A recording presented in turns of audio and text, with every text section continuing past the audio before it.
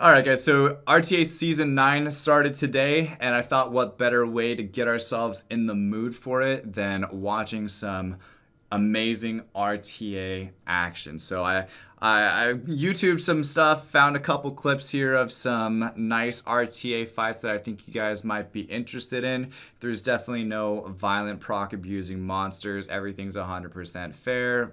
Monsters only violent proc once. There's definitely no broken monsters in these clips. Everything is just, there's just some really good clips here that we're going to watch today. And all of the clips that you're going to see in today's video are going to be linked in the description down below. So if you guys do want to see the original post for it, just go ahead and click on there so that way you guys can support those creators as well.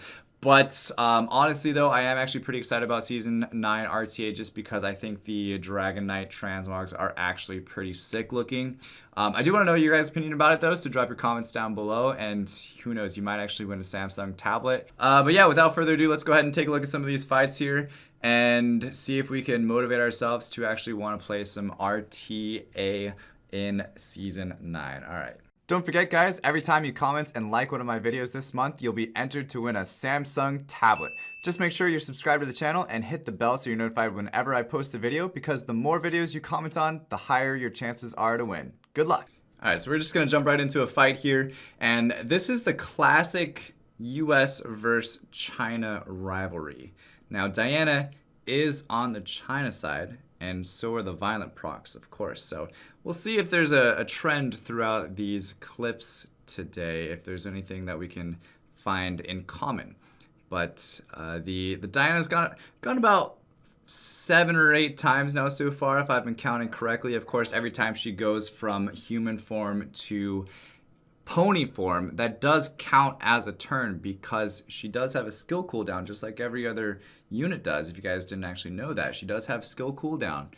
But every time she goes from one form to the next, she's actually taking a turn, which lowers that skill cooldown. So it's very brilliant on Com2Us's end to actually create a monster that performs such as this, and I'm sure she's intended to actually perform in this certain way.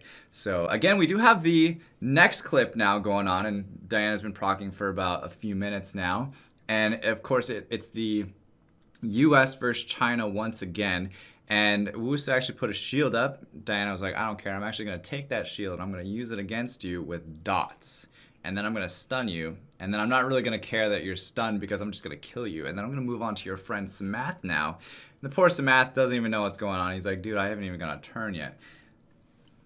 Alright, so up next we have another American now did get a stun onto Diana. He was like, okay, I'm going to remove all your buffs with my Triton. I'm going to get a nice stun on you.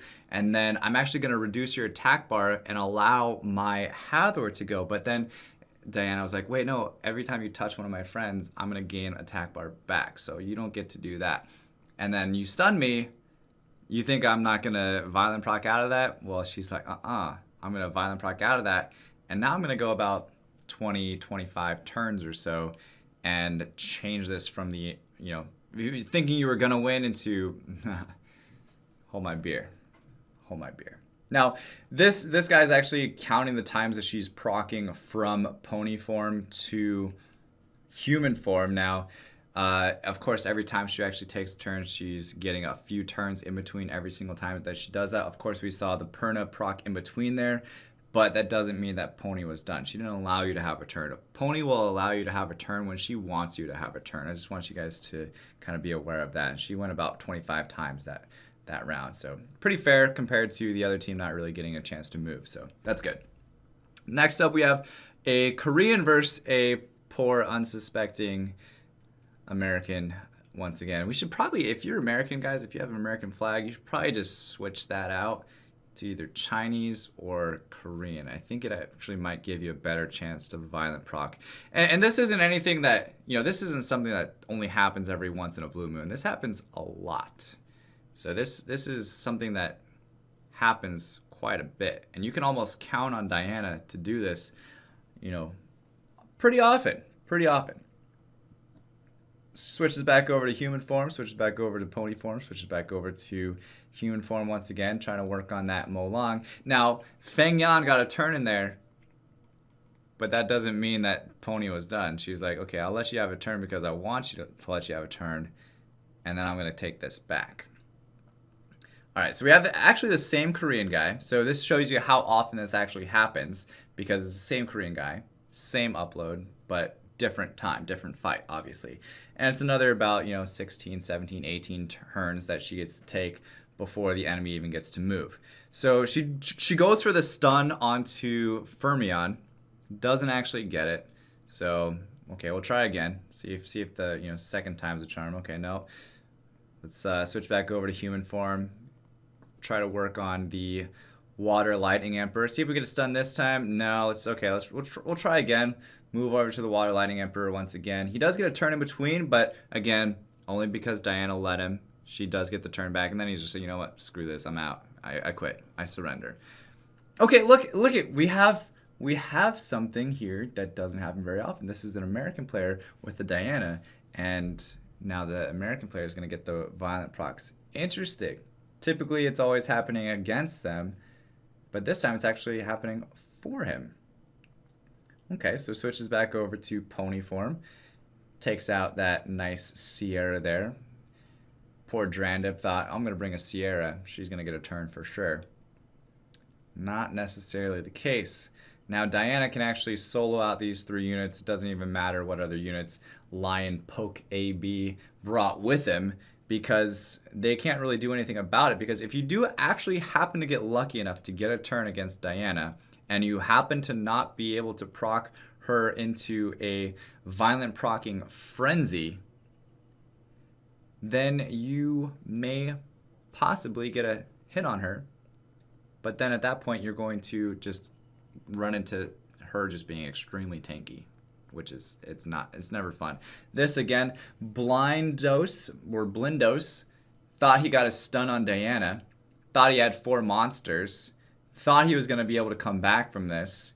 But let's see what Yeezus does, the American with Diana. Let's count how many monsters Blindos has after Diana, finishes her 1 turn. So far he's got 4. Now he's down to 3 pretty quickly. Basically 2, because that Bastet is as good as dead. And now he's down to 1, which is Leica. But he actually went after the Bastet in that situation. He could have just gone after Leica and completely finished it off. But anyway, that's all the clips that I got for today. Of course, there's a ton more all over the internet. This happens all the time. Of course, it's nothing new. But with all the sarcasm aside, I do think that there is a way that CompToUs could actually fix Diana and her still be extremely good, just not broken. And I don't know, maybe use one of those balance patches to actually, balance monsters would be an interesting concept that CompToUs might want to try every now and then. But I think the best way to balance Diana, in my personal opinion, would just be to take Inevitable Wounds and then add a turn to it. And then that way she can't cycle through a million times, because right now she can literally continue going forever. And the fact that that is a chance and a possibility just makes my esports butthole cringe. And I wish that wasn't in the game. And it really makes me not want to play RTA. And I really want to play RTA this season. And of course, I know that this is nothing new and it's been around for a year, and the violent procking nerf has been around for a while, but I feel like the violent proc nerf only made Diana that much stronger, and really all of the other unicorns and all the other units that gain additional turns in their skill set. But I think Diana is the one that specifically abuses it the most, because she gains attack bar back and she gains attack bar from her allies, and it's just a messy sort of cycle of hell that you can fall into, and she can potentially never let you take a turn, which I feel like is not okay. Anyway, that's my rant for today. If you guys enjoyed this video, if this got you super hyped up for Season 9 of RTA and makes you just want to go jump into that arena and maybe actually use your Diana for good instead of evil, then in that case, be sure to smash that like button. Also subscribe, and if you comment down below your thoughts on how to possibly fix Diana. I know there's gonna be a lot of people that are like, no, keep Diana, she's my only F5, you shouldn't change her. Grow up. She needs to be balanced. Let's be honest with ourselves. Anyway, guys, thanks so much for watching. As always, stay soupy, don't be potatoes, and I'll see you guys in the next one. All right, peace.